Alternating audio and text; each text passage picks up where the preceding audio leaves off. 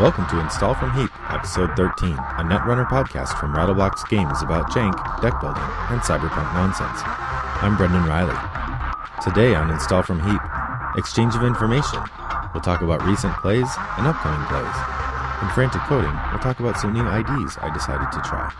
In the new segment, Hard-Hitting News, we'll talk about the latest scandal in the Netrunner world, Scrapegate. And finally, in Exploratory Romp, we're going to talk about Franchise City. It's going to be a good one, so stick around. Exchange of information. Welcome back to Install from Heap, Episode 13. I'm Brendan Riley. Glad to talk to you again. I'm recording in a slightly different place today than I usually do, so if it sounds a little different, well, that's why. So, update on my Netrunner play. I finally got out to a game night kit. I went to the Downers Grove Fair Game, is the name of the store, and got to play in a game night kit. I brought two decks. I brought my Builder of Nations deck that I've been talking about for a while now, and I brought my Professor deck, which I've been tuning quite a bit. Both decks worked out okay. Overall, of the 7 games I played, I won 4 of them, which sounds great, except that in the actual tournament, I won 1 of the 4 games I played. So it was a 3-round game night kit, and I got a bye in the first round, so I got 2 wins there. Woohoo! And then in the second round, I won 0 of my 2 matches, and in the third round, I won 1 of my 2 games. So I won a total of 1. I got 3 wins, but I actually won a total of 1 of my 4 games that actually counted. However, you get like an hour and 15 minutes to play your 2 games. And in my second match, we finished plenty early, so we had time to play an extra game. Then after I was done, there was another person who had a bye who wanted to play some more, so we played 2 more games. And I won that 1 extra game and the 2 games that I played beyond that. So for the night, I was 4-7, but in the tournament, I was 3-6, I guess, or 1-4 if you don't count the bye games, which who wants to count that? Anyway, that's a lot of numbers there. Suffice to say, I had a fun time. It was really good to meet some of the folks or see them again, and get to play a little bit of Netrunner using my actual cards instead of just using the computer. In terms of results, the couple of things I'd like to report. The Builder of Nations deck was most fun during the extra game, like I said, the one that I won, mostly because of randomness. I can't really claim that it was all that well built, but early on, I managed to stick cleaners on the table behind some ice, and it was enough ice that the runner decided not to run it. And then the next turn, I blew 12 credits to double biotic and score out the cleaners, which meant that the first time each turn they hit my ice, they were losing 2 cards instead of 1, which was really taxing. And then the runner did 3 separate indexings and missed agendas every time. One of them, they did the indexing, saw the top 5 cards, then waited a little bit. I managed to draw 6 cards. That 6th card was an agenda. Then they did another indexing. The next 5 were not. So I got really lucky in terms of that. At the end of the game, after they ran out of cards and conceded because they literally couldn't run in anymore, then I checked my deck, and 4 of the bottom 7 cards in my deck were agendas. So really, it was a luck of the shuffle that let me win that, but it sure was fun. I'd also say I had a lesson in good play, or better play, with the Professor deck. The first deck I played against a really aggressive Wayland Gagarin build that was all about either basically forcing you to run and pick up a really expensive agenda like government takeover and then punitive you into the ground. And the first game I played, I did it sort of unthinkingly, like the third turn, I think I ran archives. There was 1 face down card and it was government takeover, and then I got double punitived. Or actually, I think they just played 1 punitive and that was enough, but the player did have 2 in hand. So the second game I played, I was much more careful about that, but I got to a point where I was kind of locked out of all the servers. He'd scored once maybe, and so I was at a point where there was no way I was going to be able to win, or it was going to be really rough to try to win, and he put out a naked card, and I thought, it could be a snare, could be something else, but maybe it's there to help me. So I mad dashed it, and it turned out to be a government takeover, which means I got 7 points and won the game. That was, again, kind of silly, but super fun. So I've got a couple other gameplay reports. I managed to play another couple games over the webcam with a friend, and that's been good. If you get a chance to do that, look for us on Facebook. There's a group of people who like to play over webcam. We're small, but we're enjoying it. And next week, I'll be visiting St. Louis for work. And while I'm there, I'm going to, on Wednesday night, go to a store called Game Night near St. Louis, where a number of St. Louis area netrunners have agreed to meet, and we're going to play some games. So I'm looking forward to that. If you are in the St. Louis area and you want to join us, there's a conversation on the Netrunner Dorks Facebook group about that, so you can look for us there.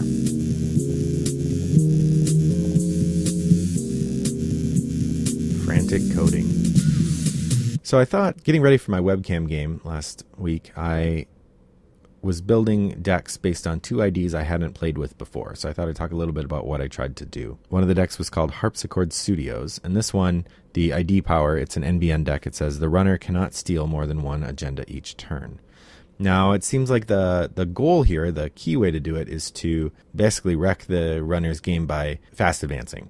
I've seen some really effective decks using Haarpsichord on Jinteki.net with fast advancing. However, the way I built my deck, it was all about forcing the runner to choose or setting up situations in which the runner accidentally gives me IDs. I have a lot of June bugs and snares and other traps in there. I also then have IDs that help me, like quantum predicted model. So if I put one of those behind a data raven, there's a decent chance that you'll take a tag, and then when you hit it, I score it. I guess the trickiest thing about the deck is I put in 3 copies of Franchise City, which is an asset that lets you score it when the runner accesses an agenda. So the idea is, if I have one of those on the table and I'm spamming out lots of stuff, and then they run and they're going to steal an agenda, then I can res the Franchise City, and then I score 2. It's not ideal, and it's a rough deck to play with. I don't think it works very well. There's not enough ice. But it's been fun so far, so I'm going to keep tinkering with that. So that's Haarpsichord Studios, a deck I'm calling Harpy. And then another deck that I'm trying out with Ken Tenma using Magnum Opus as its main econ engine, and that may be stupid. I say that because Magnum Opus, it takes a lot of influence. It takes 6 influence to get 3 copies in there, although he has 17 influence to spend. But more importantly, Magnum Opus, you make money by clicking. Ken Tenma, you make money by running. So really, I should be putting in run events, and I have lots of run events in there. It seems like it would make more sense to do something like security testing. But these days, corps are putting out really spiky ice, which means that you have to get your breakers out before you can do any serious running. And because of Aumakua, nobody's leaving empty remotes anymore. So there's not like I can run with impunity on something where I know I'm not going to get hurt. So I found that if I don't have the Magnum Opus in there, it's really hard to get the economy going. So I put the Magnum Opus in there, and then I was playing with somebody on Jinteki.net, and he asked what the deck was called, and I said it was just called Ken. This runner, Cyber 4N6, suggested it be called Magnum Express, which is an awesome name for the deck. And that's what I named it, but that also means I can't then switch to some other econ engine because the deck's called Magnum Express. So I'm going to keep experimenting with that a little bit. I think I need to narrow down the different run events that I have. I only have 2 spearfishing and 2 inside jobs in there, and I think I need to get it up to 3 of each because that's such an important card for Ken. Although I do have 3 same old things, so the idea is I can use those again later. But of course, with Scorpios around, it makes it much harder to have the same old thing do much for me. So that's the deck I've been messing with, is Magnum Express and Harpy. I'll let you know how those go. If you see me on Jinteki.net, ping me and we will try them out. Breaking news. Hi, this is Rob, the Dungeon Master for Rattlebox Games podcast, The Matter of Drag. I'm here with our 3 players. One word. Why should people listen? Bernard. Yeah! Larn. Piglets! Can I try again? All right, Raven. Bring them home. What's your one-word reason for why everyone should tune in every other week to The Matter of Drag podcast? I mean, like, fire. Yes, fire. Do I not get another chance? In Dungeons & Dragons promos, as in life, there are no second chances. But you get a chance every other week to listen to us. See you there. Hard-hitting news. It seems like this has come up in every bit of Netrunner news or Netrunner media that I've encountered. And so I felt a little silly talking about it, but given that I tend to approach things in a little bit different way, I thought, why not? So there's a common website that many people use to build their decks. It's called Netrunner Database, or Netrunner DB. And it's got a neat feature where you can publish your decks so other people can see them. It also has a checkbox that you can mark that allows you to share your decks with people who have the URL for them, but it doesn't actually list them on the published area. So people who want to share a deck but don't want to make it public are able to do that using this function. Well, it turns out a couple weeks ago, some members of a San Francisco group called the Glass House figured out a way to build a program that would scrape Netrunner DB for all the unpublished decks. And then it would match those up with usernames of people who are known to be good deck builders, and thus give this group getting ready for the World Championship in November an advantage in figuring out what kinds of decks people are using. So this came out recently, and there's been a lot of much wailing and gnashing of teeth on StimHack, and particularly the Slack channel of StimHack was quite busy as people talked about how it affected them and what they thought about it and so on. So I wanted to give a little bit of a summary of what happened and then my take on it. One of the things I thought was great about it was that a lot of the media creators and people concerned with Netrunner were more concerned with how this would affect the Netrunner community than their own feelings about having their decks scraped, exposed. Many of them showed anger about being exposed, but the idea of the Netrunner community is building up again after the great changes that have come with MWL2 and the rotation, and it's frustrating to have something like this happen and maybe stop the enthusiasm that people have been showing. So I've really enjoyed the way the community is focused more around how do we heal from this rather than wallowing in the anger, although there certainly are some people who are angry. And I don't blame them. I mean, if I were spending hours and hours and hours working on my answer to the current card pool to go to Worlds and then found out that someone else was peeking at my work, that would be really infuriating to me. So I thought that the statement, there's been a joint statement that was released by many of the people who were involved in, or whose decks had been hacked. I thought that was really effective and interesting and a very bold and adult move. I also agree, though, with Code Marvelous, or Dan Spinoza, who has a great channel on YouTube, that the idea that an apology is not enough, that the people who are doing this work, that made this bot or benefited from it, need to make amends to the community. And some of them have by saying they're not going to go to Worlds, or they're going to go but they're not going to compete, or they're going to drop out if they make the cut so that someone else who didn't have this advantage can get to compete fairly. And other people have talked about that they'll work on other things to try to make amends. So that's kind of the situation that we're in right now in terms of the Glass House hack. So what I wanted to talk a little bit about here was the nature of this event given the rise of the internet. So one joke that everybody pointed out, but I'd be remiss not to, is there's humor in hacking being a scandal in a game about hacking. Certainly the amusement there is palpable and the irony is strong. But I think we need to keep in mind that in Netrunner, the hackers are hacking corporations, not one another. I think that a more apt parallel would be if somebody managed to leak the whole next card cycle or something like that.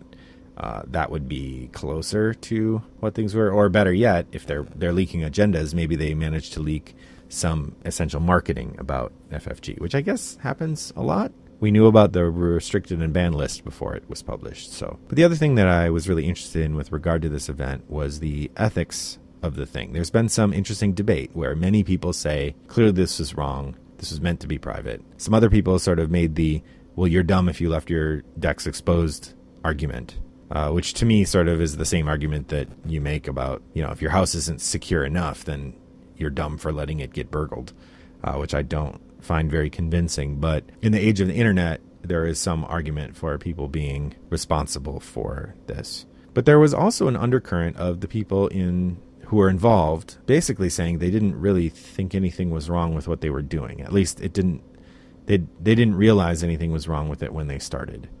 And there's been a really interesting side conversation about some of the people who helped expose the hack, that when they first discovered it, they were peeking at people's decks too. And then they quickly realized, hey, this is not right what I'm doing, and they stopped.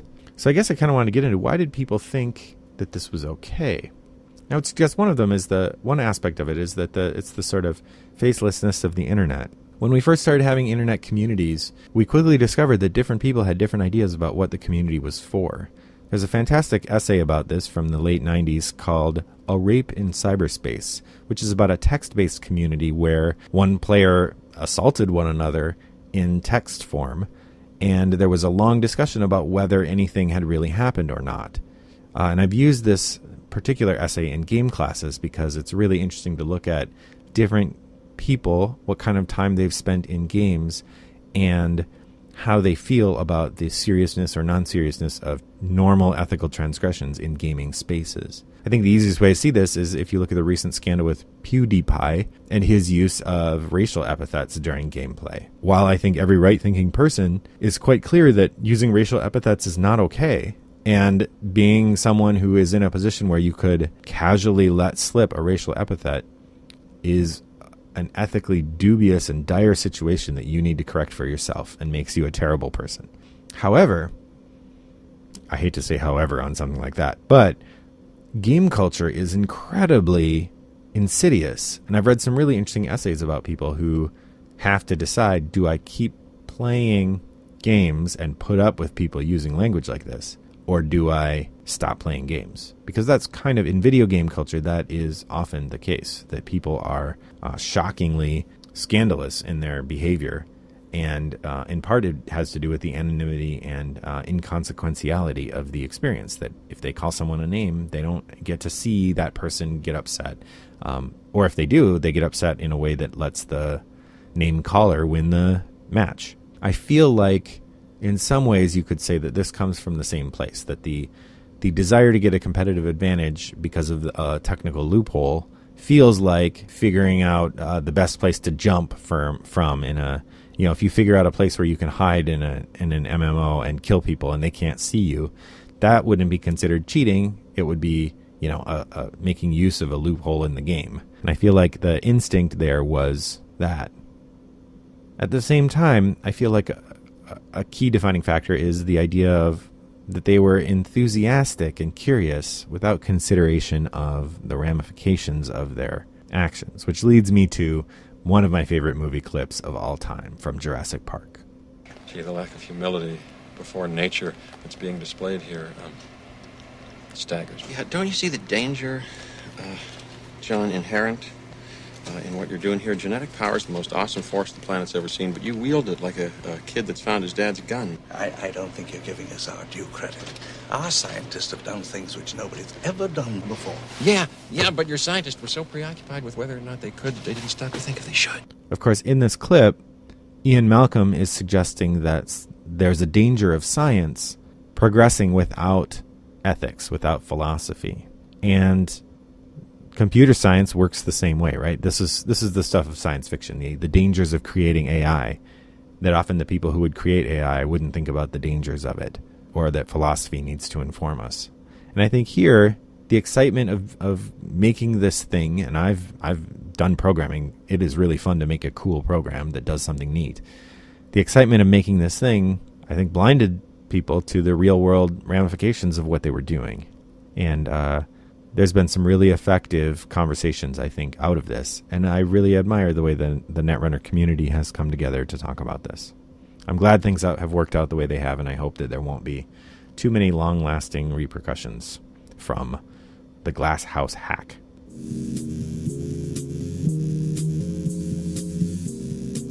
Exploratory romp. Today's exploratory romp, inspired by the old StimHack column running on italics, is going to look at the card Franchise City. Here's what it is. Franchise City is an NBN asset. It costs 3 to res and 2 to trash. It's 5 influence, though, so you're not going to be splashing this elsewhere. It's a facility, which isn't a keyword we've seen too much. And it says, when the runner accesses an agenda, add Franchise City to your score area as an agenda worth 1 agenda point. And then the flavor text says, there are over 20,000 brands represented in Franchise City, all of them owned by fewer than 100 corps. This sort of reminds me of Subway and McDonald's. Just the fact that Subway is owned by McDonald's makes me really laugh. And often they're across the street from one another, and people think they're making a choice. And they are making a choice about what kind of food they're getting, but ultimately they're still giving money to the same company. Of course, this reminds me of a really cheesy action movie in which the future of all restaurants has been resolved to the point that all the franchises have been collapsed into one. Here's the clip. So, what's with this cocktail guy anyway? He says I saved his life, which I'm not even sure I did, and my reward is dinner and dancing at Taco Bell. I mean, hey, I like Mexican food, but come on. Your tone is quasi-facetious, but you do not realize that Taco Bell was the only restaurant to survive the franchise wars. So? So? Now all restaurants are Taco Bell. No way. Unlike Franchise City, in Demolition Man, you don't get any choices. All restaurants are Taco Bell. Now, Franchise City is an interesting one for NBN because it does have that recommendation, right? If you put out 2 servers and one of them has a 1-point agenda in it and the other one has Franchise City, whichever server the runner chooses to run, you're getting your point. Either they run Franchise City and hopefully then they can't run the other one, or they run the other one first and you score Franchise City when they steal that. The trick here, of course, is to protect it. In terms of flavor, the art is pretty good. It shows a kind of mall full of advertisements and people sort of wandering around. It almost looks like a zombie mall, really, that the people are all kind of dead-eyed and faceless, and there are slogans everywhere. Yeah, I think it works pretty well as flavor. It's pretty fun. As a card, it's pretty neat, although I don't see it in play much ever anywhere, so I suspect that it's not nearly as good as my janky mind thinks it is. But I really enjoy the card, and I like it there. I'm going to give it a B+ in terms of flavor, and so go check out Franchise City. It's a card you probably forgot about.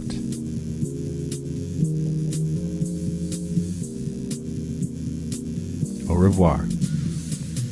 Well, that wraps up Install from Heap episode 13. If you have suggestions for future topics or comments on the show, I'd love to hear them. You can send email to brendan@rattleboxgames.com or tweet to rattleboxgames. You can also visit our website, rattleboxgames.com, to subscribe to our newsletter, or follow the link to our forums on BoardGameGeek.com, where my username is Wombat929. I'd always enjoy losing a game of Netrunner to you on Jinteki.net, where my username is also Wombat929. See you next time, but until then, remember, when all your best cards end up in the trash, you can always install from Heap. Today's media clips were from Jurassic Park, Demolition Man.